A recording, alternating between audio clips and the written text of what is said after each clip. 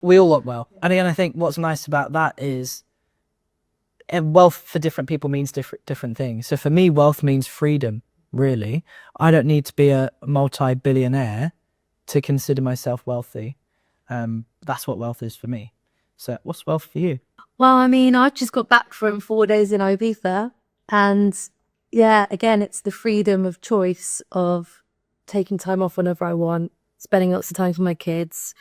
I want to get them scuba certified this year, so I'm planning a trip to Egypt, and just being able to just do that, not having to think about it, not having to plan, how are we going to pay for this?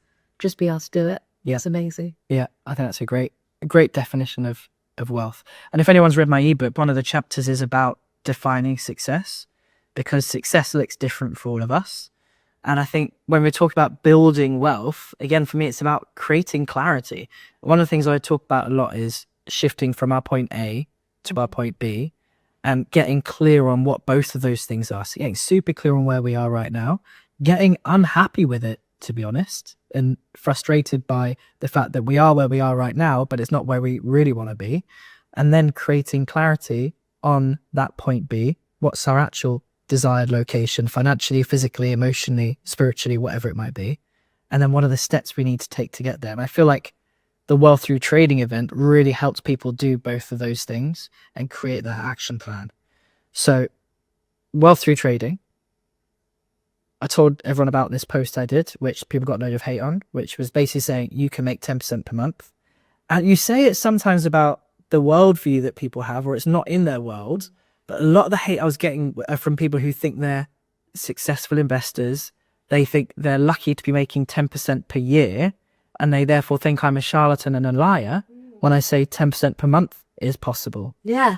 And that is an interesting mindset to me. Yeah. And one of my favorite go-to now responses is, just because that's your reality doesn't mean it's true for everyone.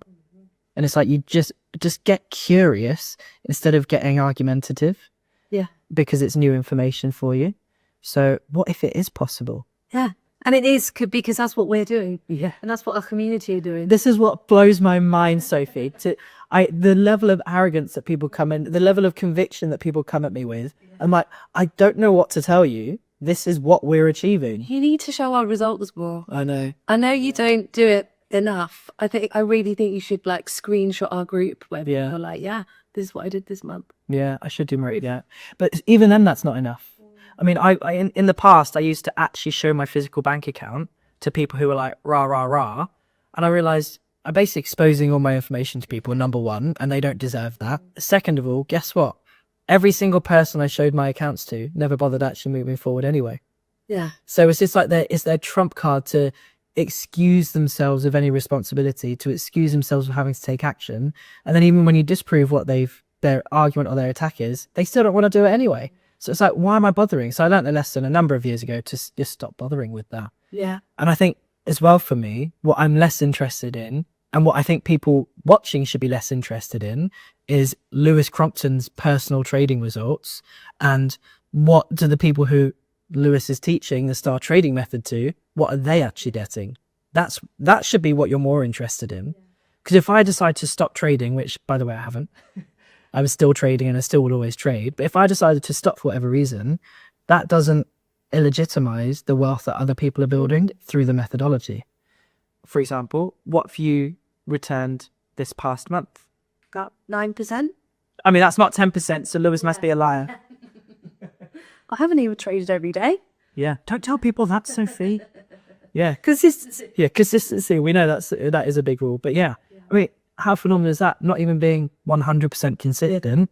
Let's be kind and say 80% consistent, maybe 20% not when you're too busy partying in Ibiza. But still making pretty much 10%. Let's round up. It's so good. Yeah. Yeah. And this is the power of it. Yeah. This really is. So do you know what? In the first year or so, I really started with little money in my account. And I was like, okay, yeah, this is good, this is good, this is good. But then when you start feeding it more and it compounds more and you just truly trust the process, you're like, whoa, this can be really life-changing. Yeah. And it is life-changing. And that's wealth. And we're talking about building wealth through trading. And this is how we do it. We start small. then our accounts grow. Then as we build confidence, our accounts grow even more. And then we can grow our account to the point where we can then diversify if we want to. Which is why after 2 years, I went into diversification and I went into property investing, which I regret for so many reasons. But again, I've just had a massive mess up in my property journey, which has cost me tens of thousands of pounds. But I'm now at a stage through that growth and through trading and through mindset lessons where it's not going to wipe me out the game, emotionally, mentally, or financially.